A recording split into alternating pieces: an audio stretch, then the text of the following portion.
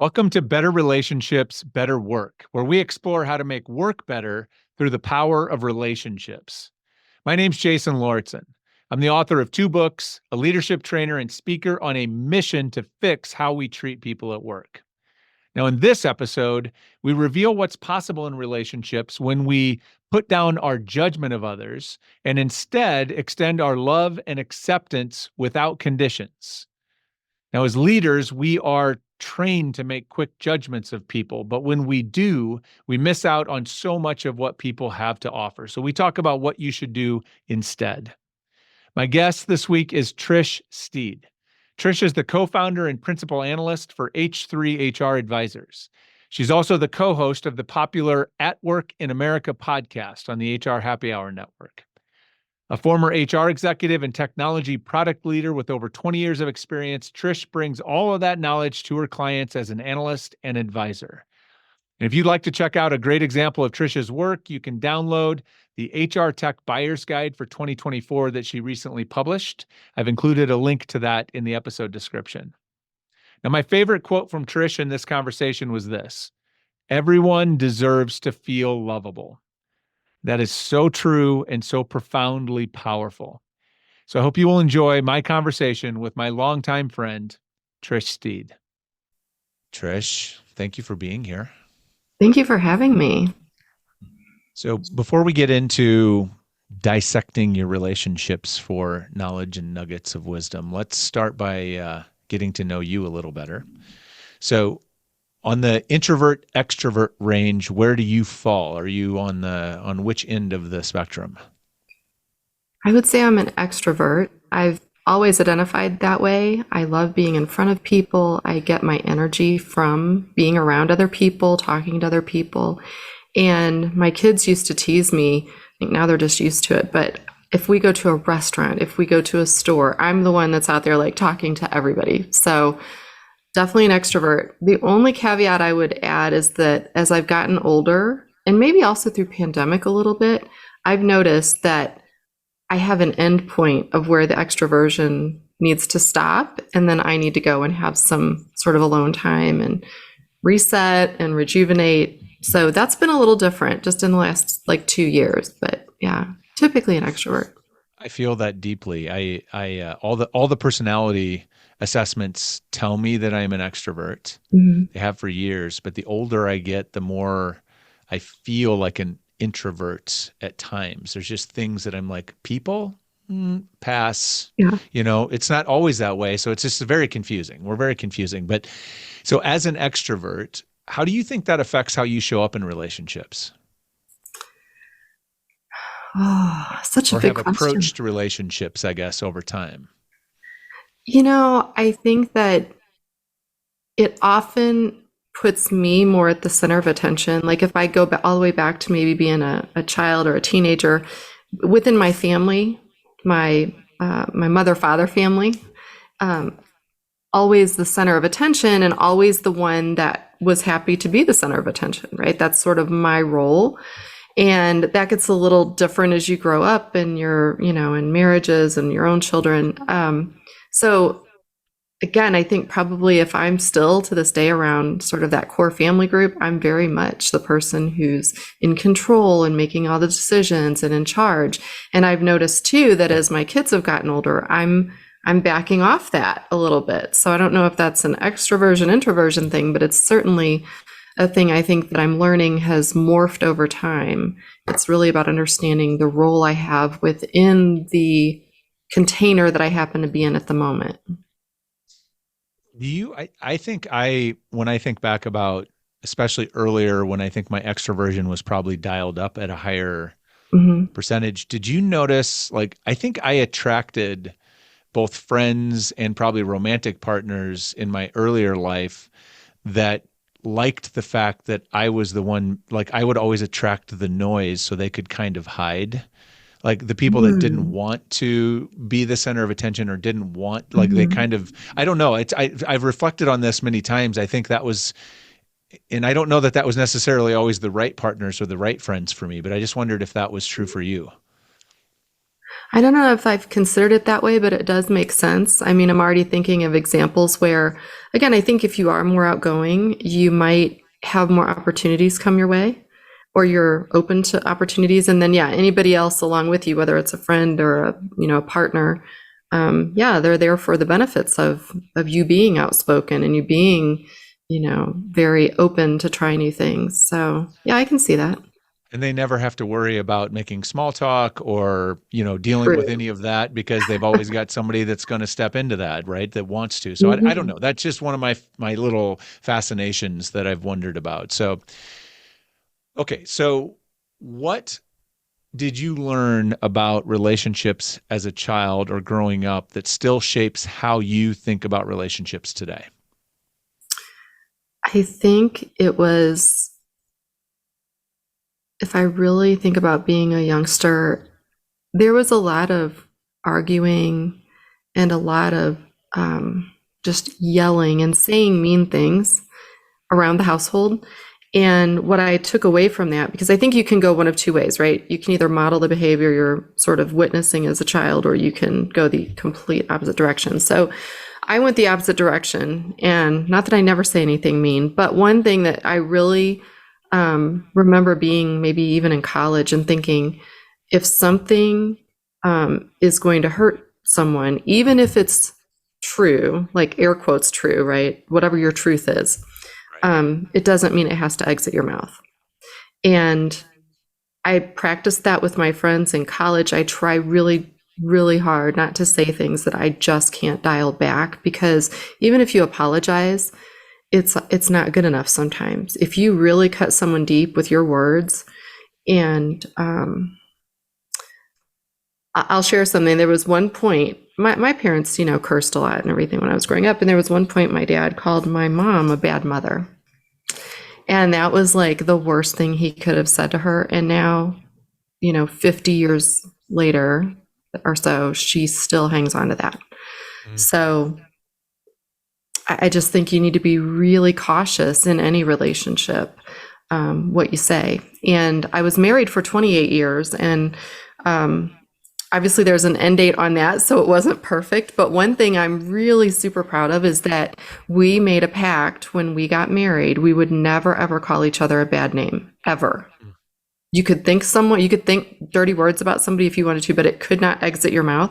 And still to this day, I can say he and I have never, ever called each other, not even like a jerk. I mean, nothing. You cannot call that person a name. So that's just what I That's a carry. great lesson. I don't see any downsides to that one. It's hard. The downside, Jason, is that a lot of people don't operate that way. And so then you find yourself in situations sometimes where it very much feels like you have to turn the other cheek, Mm. which is very, very difficult. So certainly Yeah, some people like to, I mean, it's a comfort. Again, like sure. no shame in it. I grew up in that sort of a household, right? And I have lovely parents. They're wonderful people, but I think you can then get yourself in a situation where someone says something really cutting and hurtful to you, and you don't quite know how to come back. So that's my challenge and the downside of maybe not doing it.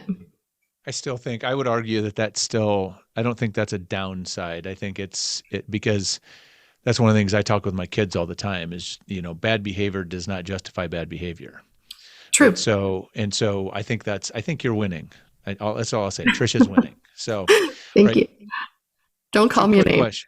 Yeah. Two quick questions for you. Okay. One, what is the quality you value most in a friend? I value loyalty. I am like fiercely loyal to a fault. Um, we've been friends for a very long time. I don't even know how many years, a long time, more than a decade. If I thought someone was doing something to talk bad about you or hurt you, even if I liked them, I would absolutely like cut that person out of my life, like gone.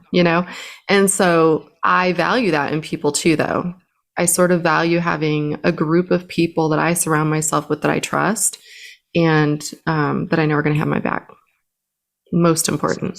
Loyalty. And in 5 words or less, what is the fastest way to lose you as a friend?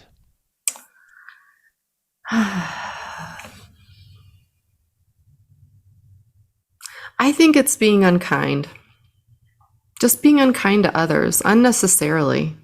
There's just a lot of it, and I just don't respect it anymore. I probably would have tolerated it more in my 20s and even 30s a little bit, and now I'm just like, I don't have time for the chaos.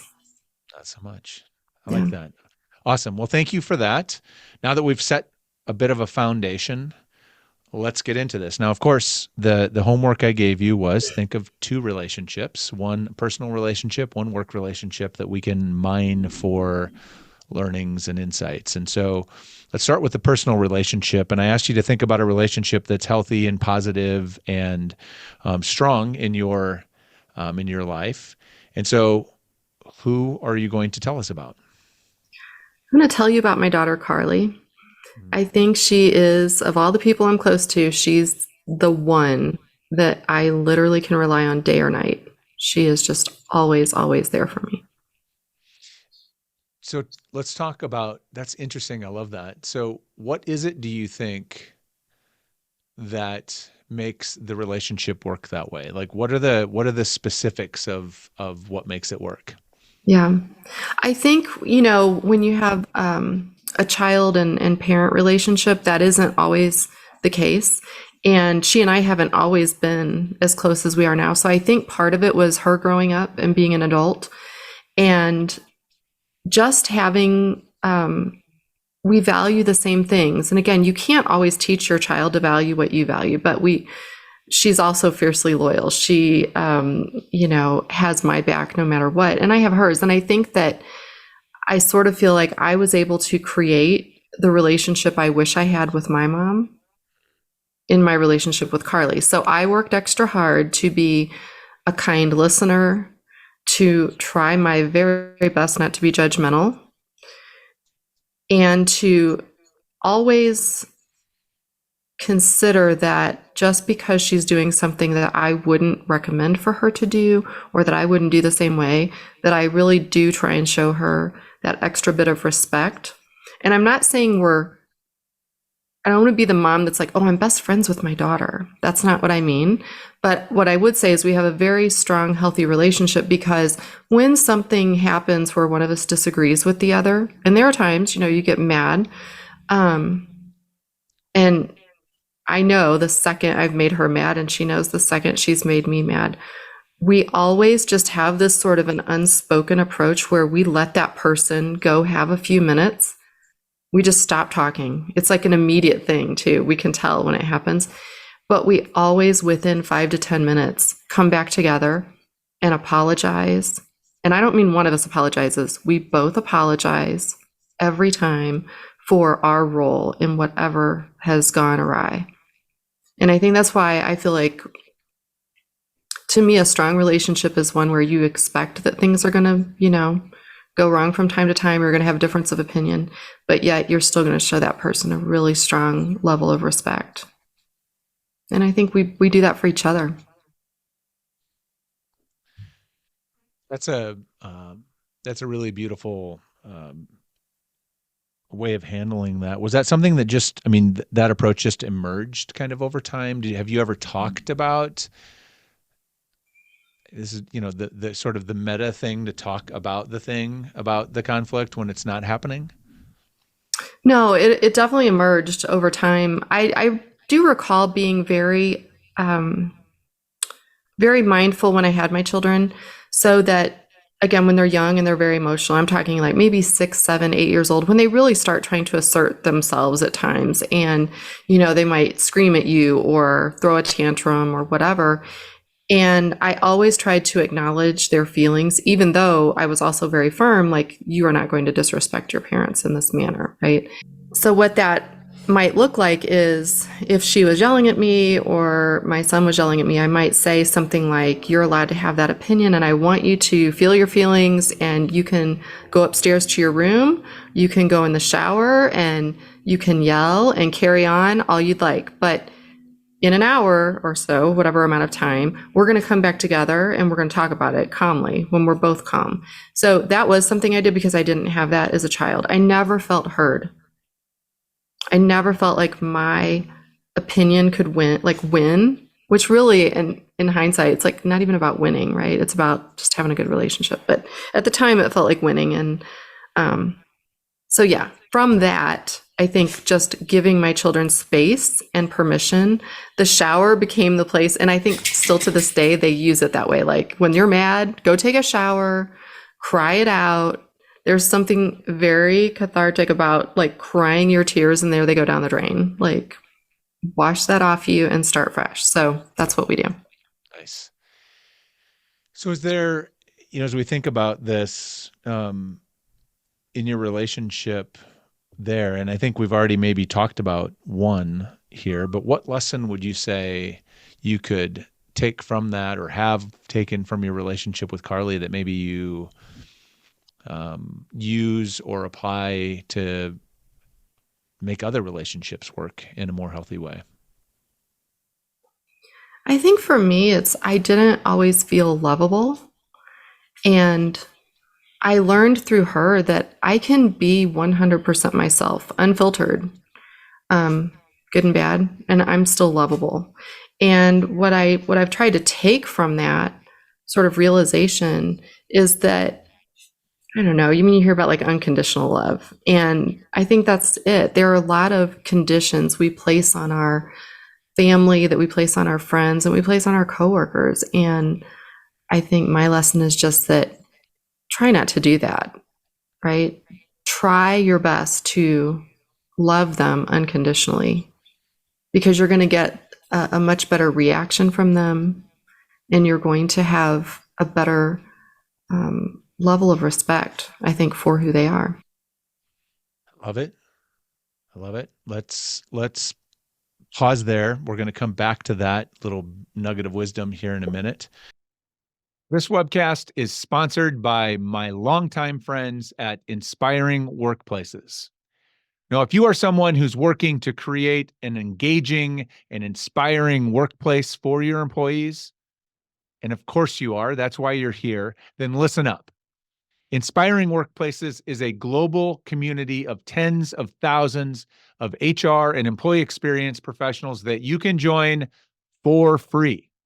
As a member, you will gain access to thousands of articles and videos and podcasts and events that will help you change the world by changing the world of work. They are also home to the Inspiring Workplaces Awards that recognize the best workplaces in the world. You can learn about the application process at their website. So please go visit inspiring-workplaces.com to learn more and to join the community. That's inspiring-workplaces.com. But I'd like to also talk about your work relationship. I asked you to think about a work relationship that has had significant positive impact on you or your career. So tell me about that relationship. I loved this part of it because it's something you don't think about very often. And I was thinking back, I actually had a lot of really good bosses over the years.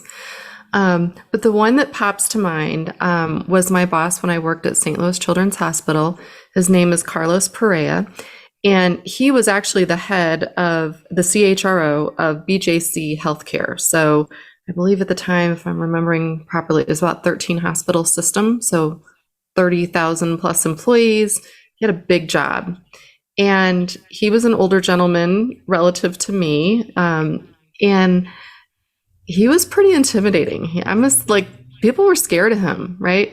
Partly because he was a CHRO, he had worked his way up and deserved the respect, but partly because he was raised in the GE model. He actually worked at General Electric in the Jack Welch days, and so he just had a very kind of hardcore, no nonsense approach. And for whatever reason, when I met him, I went to a training or something and he was speaking and, everybody around me was like, oh my gosh. And I just was drawn to him. Like, oh my gosh, I want to learn everything from this man. And fast forward over the time I worked there, the couple of years I was there, he was so instrumental in just every single thing. The way I approached my work completely changed when I met him.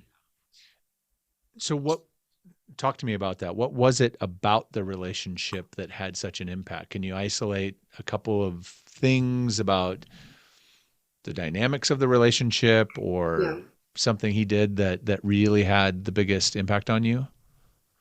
I think a couple things. The first was that he showed me he was just a person. So, yes, I had a healthy respect for his title and for him, but I saw who he really was. And so when I would go over to visit, his office, for example, or maybe we'd grab a bite of lunch and be talking about work, but he was always very approachable, very warm, and struck me as just incredibly brutally honest. And I really respected that because at the time I hadn't really had a lot of people, that had done that. I grew up in public accounting, which, not that there are not honest people, of course there are, but sometimes, you had to really watch what you said. It was highly politicized when you were in that environment. And people didn't always say exactly what they meant. So it was a lot of deciphering. And so I felt like I met Carlos and I was just like, this guy's going to tell me exactly what he thinks. Yeah, it's sad that that's so rare at Yeah. times, especially in certain areas. Yeah. But you know it when you see it or For hear it. sure. Right. Cuts And then I was through, like, right? It rings like a bell, like when you yeah, feel it. You're like, okay, mhm, yes, I will follow that person. that's right. So what would you say, let's distill it down to a lesson or two that you learned from that relationship that you've been then able to take forward and apply elsewhere? Yeah. He's the person I've learned the most from. So again, all the credit in the world because I spent about a decade in public accounting and I learned all sorts of things. But one of the things we always did was about filling the gaps. So it sort of applies to today where, you're talking a lot about reskilling and upskilling and, what you're going to be doing next. And in public accounting, there was always this sort of like, what's the next promotion? Oh, what are my gaps in skills? And now I need to fill the gaps, right? So I was always in that kind of churn, filling the gaps. When I met Carlos, it was a time where I didn't want to leave my job necessarily. I loved working at St. Louis Children's Hospital. And he saw in me that I was ready for that next step. I was ready to be a VP of HR. And I was a director at the time. And he sat me down and he said, enough of filling the gaps. Like, get on with it now. Use what you know and get out there and do the job. And I was sort of mortified at first.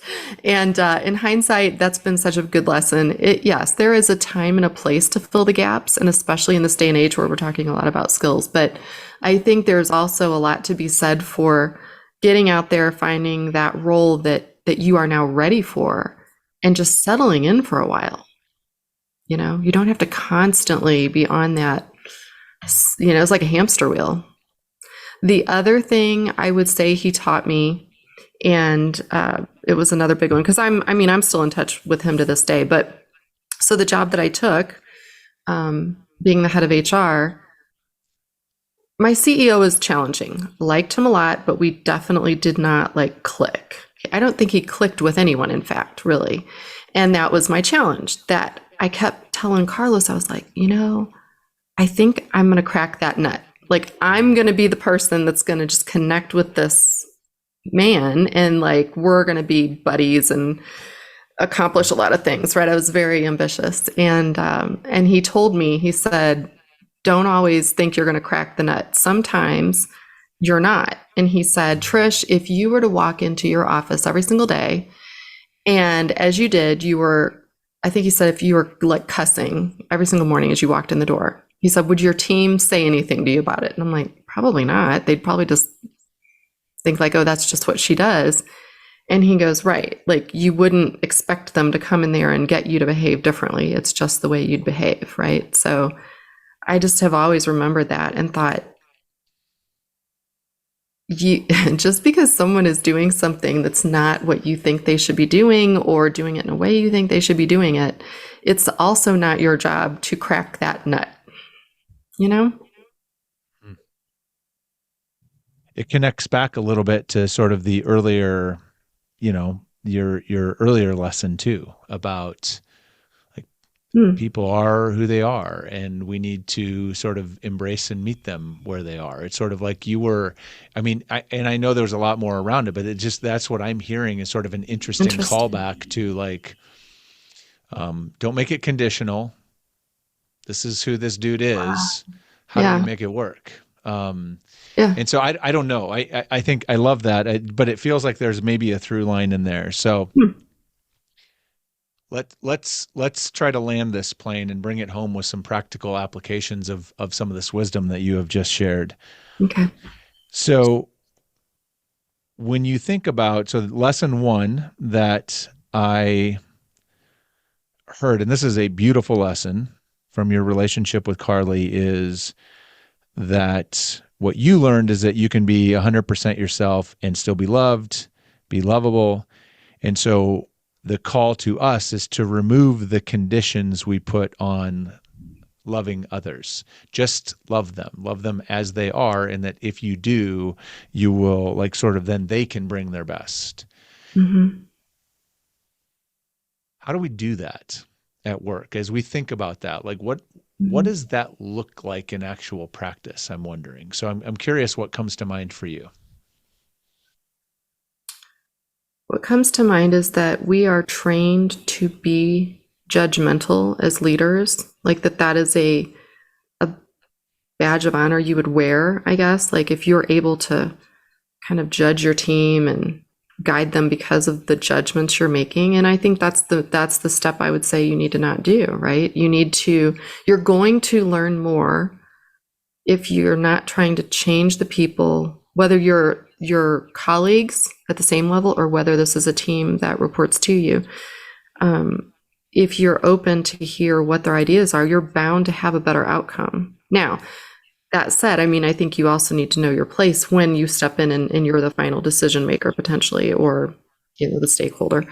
But yeah, I think that you can love your team in that way. I think also just in the way that work has changed in the time maybe that you and I have been in the work world, the word love is not one we would have used in the workplace. And yet, I think that's part of the problem. We're people. We want to feel included. We talk so much about inclusion and belonging. You feel that when someone loves you. And I don't mean like romantic loves you, I mean, they love you because of who you are. And it's okay. You know what? We're all weird. We are all weird. That's the other thing. If you think for a second you're not true, right? So if someone behaves a little differently in the workplace, okay, so they do. Big deal. What can they offer the team that no one else is bringing to the table? That's what I would say. Well, and this is where I think um, it connects to the other kind of bit of some of the lessons and advice that you shared from Carlos, Mm-hmm. right? Because that's, on some level, at least what I'm hearing, is that's part of what he was doing for you, right? He was telling you the truth. He was seeing you and was sort of inviting you to be fullest and best version of yourself. At least it sounds like some of that. And there's a I think we have to, part of the conditions is really like making it, I think as leaders, how can we make it safe for people to be themselves? And part of, I think, what that looks like is just being more curious about people, learning about people. So often we just, like, to your point, we put people kind of in a box, or we want them to fit a particular mold, and we don't learn about them to understand what they're about and who they are and what makes them unique. And as you do that, as you get to know people, it becomes a lot harder not to care about them, I think, or Mm-hmm. not to embrace that. So I think we ignore often as a reaction to that. I'm curious, like this lesson about you can't crack every nut. What does that look like? I mean, how would you encourage people to bring that forward into how do we foster a better work relationship? What does that look like in terms of practical advice or practical behaviors that you might recommend? If you are trying to change someone else's behavior, you're in essence wasting your time because we are who we are. So I think we're going to be better served if we're worrying about spending our time on adjusting our own reactions and responses to the behavior. Now, I'm not talking about behavior that's detrimental to a client or production or something like that, but I mean, just in general, again, it kind of goes back to we're all nuts. That was, I think, my takeaway from Carlos. It's like, it's not about cracking the nut, right? It's about finding common ground.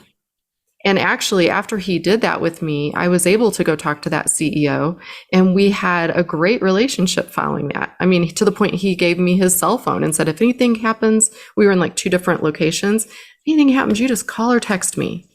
Now, again, how often would I have to do that? It was more the gesture that we had sort of made a bridge. And that's what I think we can all do. So it's not about cracking the nut. It's about understanding what little tiny thread may you have between you and that person, because that's at least something. And you then build that relationship upon that thread. What I'm hearing you also say that I've heard of a phrase that gets used a lot is meet people where they are. Mm-hmm.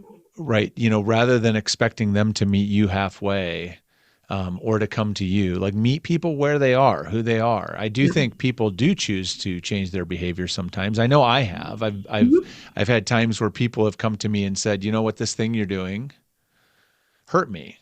And Mm-hmm. it's like, okay, that is not my intention. Thank you for letting me know.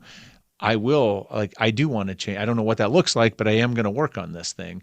A lot of times I think what I'm hearing from you is like we expect them to change first or sort of like meet us someplace first as opposed to going to them and trying to find that connective point. And then you can have some conversations that may or may Mm-hmm. not result in progress, but we all change over time, no matter how much of a nut we are. So That's right. I love that. I love that. We can't crack every nut, and you probably shouldn't try. So Mm-hmm. Trish, thank you so much. This has been fun. Lots of good stuff in here. Lots of learning. So I really appreciate you making time and spending some time with me today. Thanks for having me. I love talking about it. Hope you enjoyed today's episode.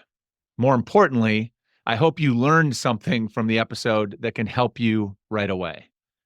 Now, if you'd like to reflect on what you can learn from your own healthy, positive relationships to make work better, I've included a link in the description below where you can access and download what I call the relationship reflection exercise. This includes the same questions that I ask each of my guests to reflect on prior to our conversation on the webcast. Also, if you found today's episode valuable, I'd ask 3 quick favors of you. Number 1, please like the episode. By liking the video and adding a comment if something spoke to you or stood out to you as really significant, you give me some great and valuable feedback, but you also help others find the video. I'd also ask you to subscribe to the channel. That does 2 important things. 1, it makes sure that you won't miss any upcoming episodes, and it sends me the message that you like the kind of content that I'm creating here. And finally, please share this video with someone who you think might benefit. What better gift can you give someone than the gift of better relationships and a better work experience? I'm really grateful that you were here today, and I look forward to seeing you next time.